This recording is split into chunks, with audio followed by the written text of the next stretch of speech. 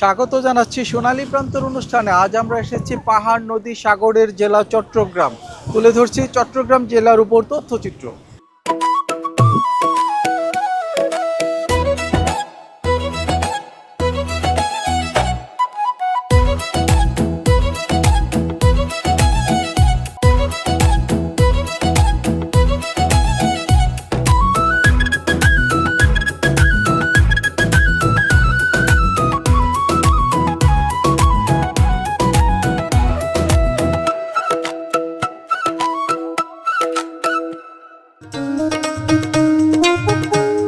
অপূর্ব সৌন্দর্যের লীলাভূমি বাংলাদেশ। ৫৬,০০০ বর্গমাইল আয়তনের বাংলাদেশের নয়নাভিরাম প্রাকৃতিক সৌন্দর্য, সমৃদ্ধ ইতিহাস, ঐতিহ্য ও বৈচিত্র্যপূর্ণ সংস্কৃতি, দৃষ্টিনন্দন জীবনাচার মন কাড়ে দেশি বিদেশি পর্যটকদের।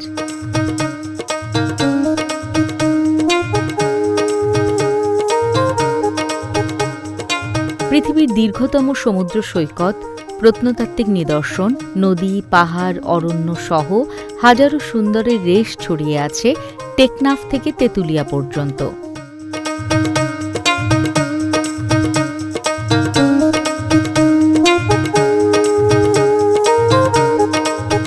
বাংলাদেশের প্রতিটি জেলার নামকরণের সঙ্গেও রয়েছে ঐতিহ্যপূর্ণ সমৃদ্ধ ইতিহাস, নানা রকম গালগল্প।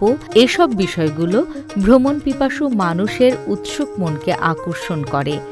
তাই ধারাবাহিকভাবে আমাদের এই অনুষ্ঠানের মাধ্যমে দর্শকদের সামনে তুলে ধরার চেষ্টা করি দেশের বিভিন্ন জেলা, উপজেলা, ইউনিয়ন, প্রত্যন্ত গ্রাম সহ বিভিন্ন প্রান্তের ইতিহাস ও মানুষের জীবনাচার, সেই সাথে শিক্ষা ব্যবস্থার অবকাঠামো আর সংস্কৃতি।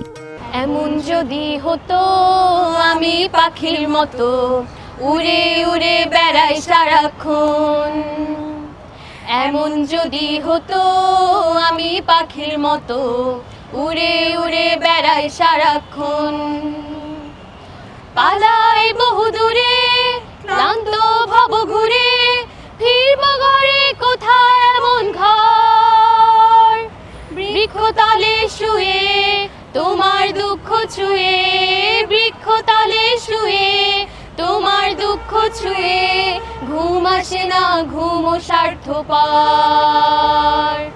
এমন যদি হতো আমি পাখির মতো উড়ে উড়ে বেড়াই সারাক্ষণ, এমন যদি হতো আমি পাখির মতো উড়ে উড়ে বেড়াই সারাক্ষণ।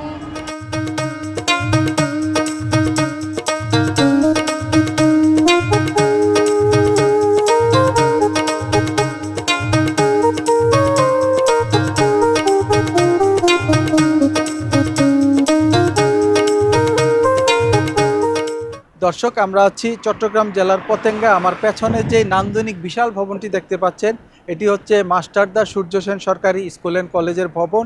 এই ভবনটি নির্মাণ করেছে শিক্ষা প্রকৌশল অধিদপ্তর, চট্টগ্রাম জেলা।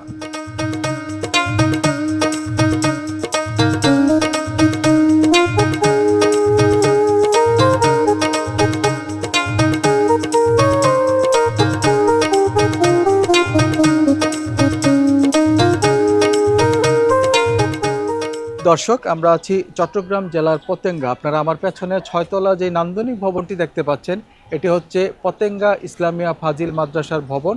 এই ভবনটি নির্মাণ করেছে শিক্ষা প্রকৌশল অধিদপ্তর, চট্টগ্রাম জেলা। আর এই প্রতিষ্ঠানটি স্থাপিত হয়েছে ১৯৭৪ সালে। বর্তমানে এখানে শিক্ষার্থীর সংখ্যা প্রায় ১২০০।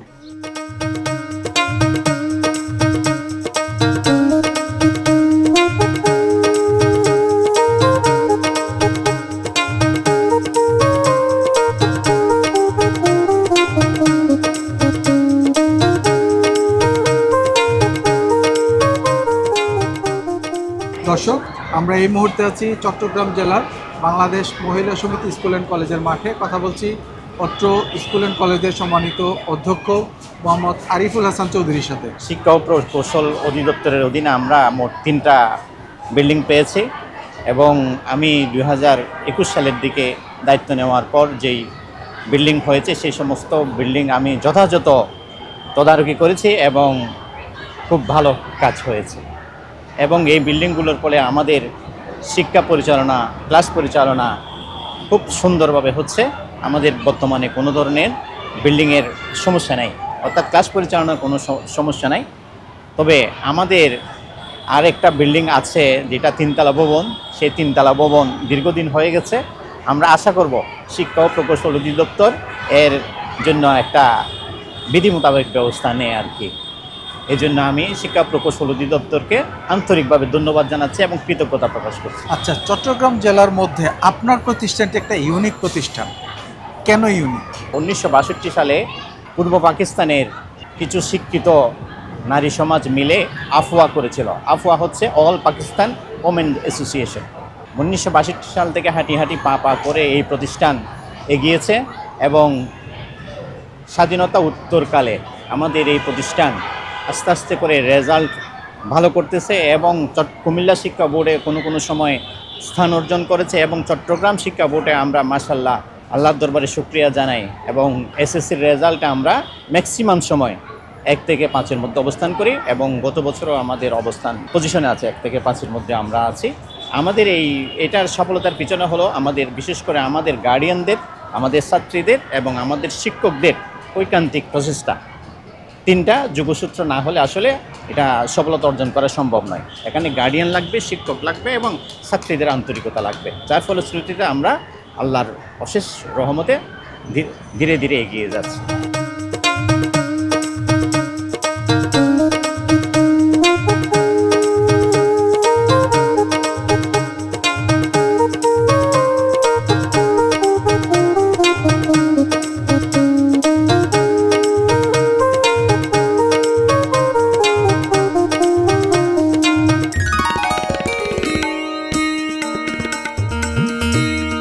দর্শক, আমরা আছি চট্টগ্রাম জেলার মহিলা সমিতি স্কুল অ্যান্ড কলেজের মাঠে, কথা বলছি কয়েকজন শিক্ষার্থীর সাথে। এই যে তোমাদের বিদ্যালয়টি বা প্রতিষ্ঠানটি চমৎকার একটি পরিবেশে এবং সারা শহরের মধ্যে ইতিমধ্যে বেশ প্রশংসিত হয়েছে বিভিন্ন কাজে, লেখাপড়া থেকে শুরু করে কোকারিকুলাম অ্যাক্টিভিটি সহ। কেন? আমাদের বিদ্যালয়ে যে শিক্ষকগণ আছেন তারা হচ্ছে নিজেদের যথেষ্ট পরিমাণ আমাদেরকে ভালোবাসা, কেয়ার, এরপর হচ্ছে যে অনুশীলনের মধ্যে রাখে। আর যে শিক্ষার্থীগুলা আমাদের অধ্যয়নরত, ওরা হচ্ছে নিজেদের মতো করে চেষ্টা করে যে টিচারদের বলা কথাগুলো অ্যাকসেপ্ট করে নিতে, যাতে ওরা পড়ালেখায় ভালো করতে পারে। আর পাশাপাশি যে কো কারিকুলার অ্যাক্টিভিটিসগুলো, এগুলাতে হচ্ছে ওরা নিজেদেরকে বিভিন্নভাবে সংযুক্ত রাখার চেষ্টা করে আর এমনভাবে রাখে যাতে হচ্ছে ওদের মেইন যে পড়ালেখার বিষয়টা, এটাতে যাতে কোনো হ্যাম্পার না হয়। এই দিকে হচ্ছে যে আমরা সবসময় চাই যে দৌড়টা যাতে ব্যালেন্স করে টিচারদের কথাগুলো ভালো মতো অ্যাকসেপ্ট করে এগিয়ে যেতে পারে। একটা সময় ছিল যে বিদ্যালয়ে শিক্ষার্থীরা আসতে চাইতো না, ঝরে পড়ার একটা প্রবণতা ছিল, এটা এখন কোন পর্যায়ে আছে কি মনে করো? আসলে আমাদের বিদ্যালয়ে যারা শিক্ষক মণ্ডলীরা আছে ওনারা আমাদেরকে সব সময় অনুপ্রাণিত করে যাতে আমরা স্কুলে আসি, প্রত্যেক দিন লেখাপড়া করি। এবং দেখা যায় যে যারা আগে আসতো না বা অনিয়মিত স্টুডেন্ট ছিল, অনেকেই যারা শিক্ষকদের কথা মনোযোগ দিয়ে শুনে বা চাই যে আমি লেখাপড়ায় ভালো করব, তারা হচ্ছে যে স্কুলে ওদের উপস্থিতিটা বাড়িয়ে দিয়েছে। আমার মনে হয় টিচাররা যে পাঠদান করে ওইটার যে নিয়ম, সেটার প্রতি আমাদের আগ্রহ, তারপর স্কুলে আসার প্রতি আগ্রহ, এগুলো বৃদ্ধির ফলে হচ্ছে যে এখন আমাদের প্রত্যেক ক্লাসে প্রত্যেক দিন দেখা যায় যে অধিকাংশ স্টুডেন্টই উপস্থিত।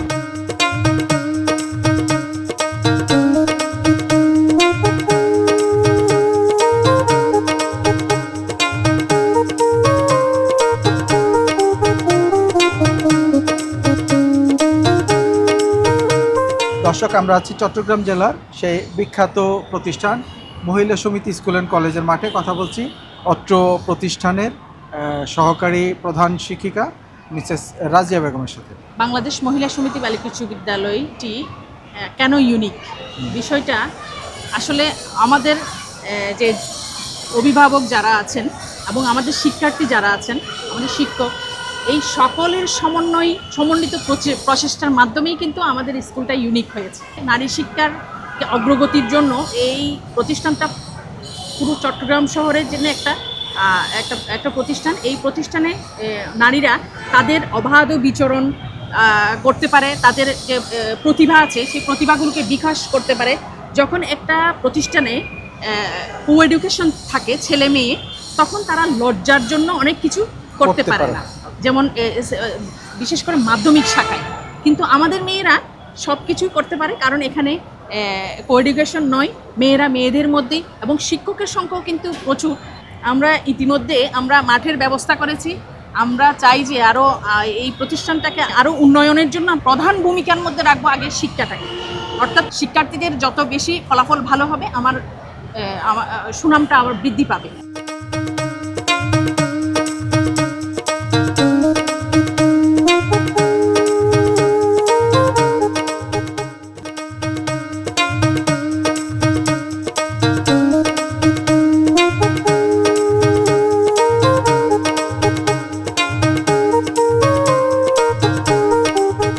দর্শক, আমরা আছি চট্টগ্রাম জেলার চট্টগ্রাম সরকারি মহিলা কলেজের ক্যাম্পাসে। আপনারা নিশ্চয়ই জানেন এই কলেজটি হচ্ছে চট্টগ্রাম জেলার ফুসফুস নামে পরিচিত, অর্থাৎ প্রায় 19 একর জায়গা জুড়ে এই কলেজটির অবস্থান। এখানে শিক্ষা প্রকৌশল অধিদপ্তর বেশ কয়েকটি নান্দনিক ভবন নির্মাণ করেছে। এখানে শিক্ষার্থীর সংখ্যা প্রায় 9,000-এরও উপরে। আর এখানকার শিক্ষার পরিবেশ এবং যে ভূপ্রাকৃতিক যে পরিবেশ, সব কিছু মিলিয়ে দৃষ্টিনন্দন এলাকা জুড়ে এই কলেজটি থাকার কারণে এখানের শিক্ষার্থীরাও স্বাচ্ছন্দ্যে লেখাপড়া করতে পারছে।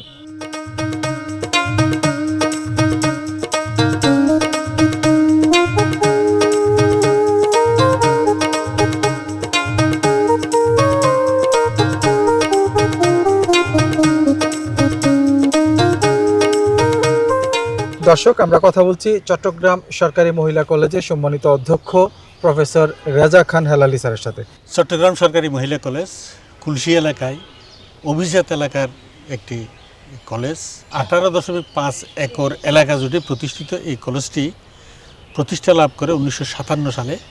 1968 সালে এই কলেজটি সরকারি হয়। বলতে গেলে অনেক পুরাতন একটি সরকারি কলেজ এবং জেলা সদরের একমাত্র সরকারি মহিলা কলেজ। এই কলেজটিতে 9টি বিষয়ে অনার্স রয়েছে, বর্তমানে 4টি বিষয়ে মাস্টার্স রয়েছে। বিজ্ঞান বিভাগ এবং ব্যবসায় শিক্ষা বিভাগে কোনো অনার্স নাই। এখানে 9,500 স্টুডেন্ট পড়ালেখা করে। এই বিশাল ক্যাম্পাসে যে একাডেমিক ভবন যেগুলি পর্যন্ত ছিল, সেখানে 9টি বিষয়ে অনার্স পরিচালনা করা, 4টি বিষয়ে মাস্টার্সের ক্লাস, ডিগ্রি পাস কোর্স এবং অন্যান্য ক্লাসগুলো একাদশ দ্বাদশের বিপুল স্টুডেন্টদেরকে অ্যাকোমোডেট করা প্রায় অসম্ভব হয়ে পড়েছিল। এই অবস্থায় শিক্ষা প্রকৌশল অধিদপ্তর যে বিজ্ঞান শিক্ষার সম্প্রসারণ প্রকল্পে যে 6তলা বিশিষ্ট যে ভবনটি নির্মিত হয়েছে, এই ভবনটি দীর্ঘকাল ধরে চট্টগ্রাম সরকারি মহিলা কলেজের ক্লাসরুমের যে সংকট ছিল, সেই সংকট থেকে আমরা উত্তরণ করতে পারবো। আমরা যে এখানে ক্লাসরুমগুলো অত্যাধুনিক, এখানে একটা আইসিটি ল্যাবও প্রতিষ্ঠিত হচ্ছে এবং আমার কলেজে কিছু প্রতিবন্ধী স্টুডেন্ট আছে, তাদের উপরে ক্লাস নেওয়া চলাফেরা করার জন্য সুব্যবস্থা এখানে রয়েছে। এখানে লিফট দেওয়া হচ্ছে। সর্বোপরি আমি আশা করি এই ভবনটি আমাদেরকে বুঝিয়ে দিলে আমাদের যে দীর্ঘদিনের শ্রেণীকক্ষের যে সংকট, সেই সংকট থেকে আমরা উত্তরণ করতে পারবো।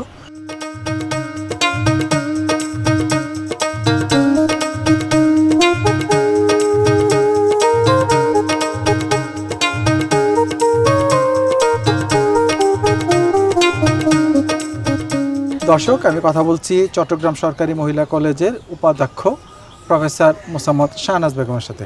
চট্টগ্রাম সরকারি মহিলা কলেজ ঐতিহ্যবাহী একটি কলেজ।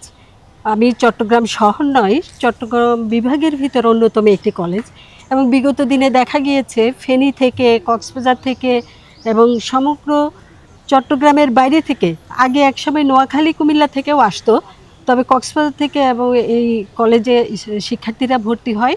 শুধুমাত্র এখনও দেখি রাঙ্গামাটি, বান্দরবন, ওরা চিটাং কলেজে যেতে পারত, এই কলেজে চলে আসে কারণ ছাত্রীনিবাসে থাকবে বলে। সুতরাং এই কলেজের, এই ঐতিহ্যবাহী কলেজের ছাত্রীনিবাসের যে ডিমান্ড, এটা সবসময় রয়েছে। তা আমাদের মেয়েরা খুব, মানে আমরা অভিভাবক যখন ডাকি, সার্কুলার দেই, যখন মেয়েদের হোস্টেলের সিট বরাদ্দ দেই, অভিভাবকরা এত কান্নাকাটি করে যে এই কলেজে একটা আসন দেওয়ার জন্য। আগে আমরা দিতাম না, সংকুলান হতো না, কিন্তু শিক্ষা প্রকৌশলকে ধন্যবাদ, এরকম একটি দৃষ্টিনন্দন 500 শয্যা বিশিষ্ট আধুনিক একটি হোস্টেল দেবার জন্য ছাত্রীনিবাসে অনেক সুযোগ সুবিধা রয়েছে। মেয়েদের অত্যাধুনিক রুমে এখন আগে ওরা 8 জন করে এক রুমে থাকতো, এখন 4 জন করে থাকে এবং ওদের টেবিলটা দেয়া হয়েছে সুন্দর করে, হ্যাঁ, পড়ার জন্য পর্যাপ্ত আলো দেয়া হয়েছে এবং বাতাসও দেয়া হয়েছে, ফ্যান 2টো করে দেয়া হয়েছে। মেয়েরা অনেক অনেক উপকৃত হচ্ছে, যদিও আমাদের খরচ অনেক বেড়ে গিয়েছে, ইলেকট্রিসিটি বিল অনেক আসে, তবে এবং রান্নার যে সিস্টেম, গার্ড রুম থেকে শুরু করে সমস্ত কিছু খুবই সুন্দর হয়েছে।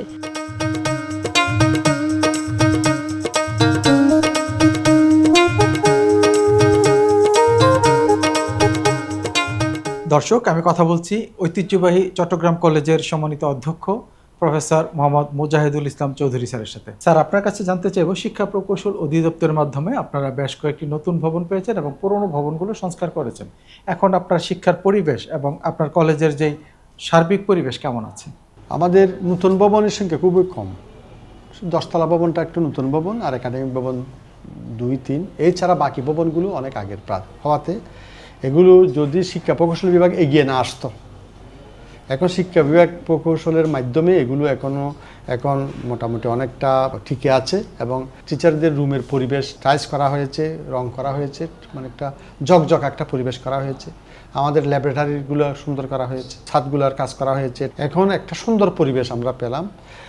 সাথে সাথে বুগুল ভবনের অবস্থা আরও খারাপ। বুগুল ভবন রেড বিল্ডিং বলা হতো, অনেক ঐতিহ্যবাহী ভবন এগুলো, সেগুলোর পুরো রুমগুলো সব ব্রিটিশ বা পর্তুগিজদের আমলের এগুলো, সেগুলো একেবারে ব্যবহারও অনুপযোগী ছিল, অনেক জায়গায় ফাটল পড়ছিল। আর চট্টগ্রাম কলেজে মেধাবী ছাত্রীরা আসে, এরা সবাই এখান থেকে লেখাপড়া করে অনেক গুরুত্বপূর্ণ দায়িত্ব তারা পায়। ইতিমধ্যে এটা শিক্ষা প্রকৌশল 2বার ওনারা এসে দেখে গেছেন। ওটা 3 তলা করার একটা পরিকল্পনা শিক্ষা প্রকৌশলের আছে, ওইটাকে 3 তলা করে দেবে। এই ঐতিহ্যবাহী চট্টগ্রাম কলেজের এই সংস্কার কাজগুলো যদি না হতো, একটা ভুতুরে প্রতিষ্ঠান হয়ে যেত এটা।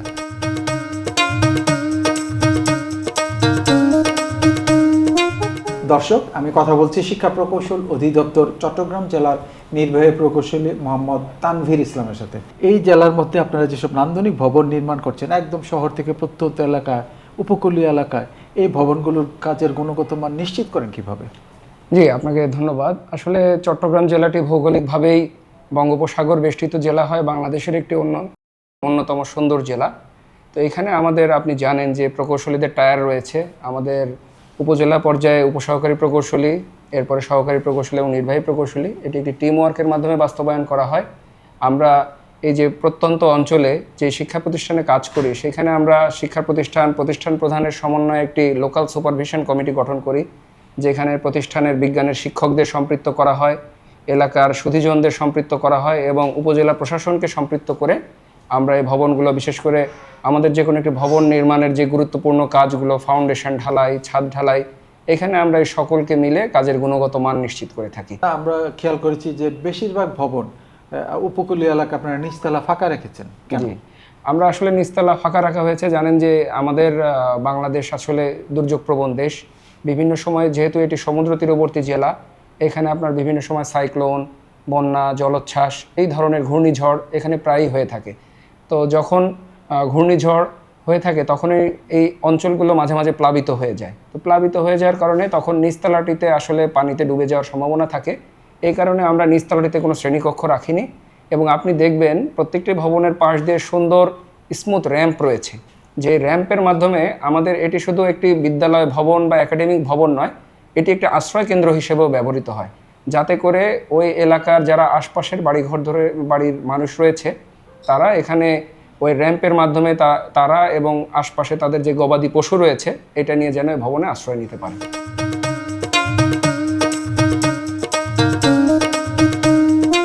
দর্শক, এতক্ষণ দেখেছেন সাগর, নদী, পাহাড়ের জেলা চট্টগ্রামের উপর তথ্যচিত্র। আগামী সপ্তাহে একই সময়ে দেশের অন্য কোনো প্রান্তে আবারও দেখা হবে। আর অনুষ্ঠান সংক্রান্ত মতামত জানাতে আমাদেরকে ইমেল করতে পারেন। আমাদের ইমেল অ্যাড্রেস হচ্ছে sonaliprantol@gmail.com। আজ এ পর্যন্তই। সবাই ভালো থাকুন, সুস্থ থাকুন এবং নিরাপদে থাকুন। আল্লাহ হাফেজ।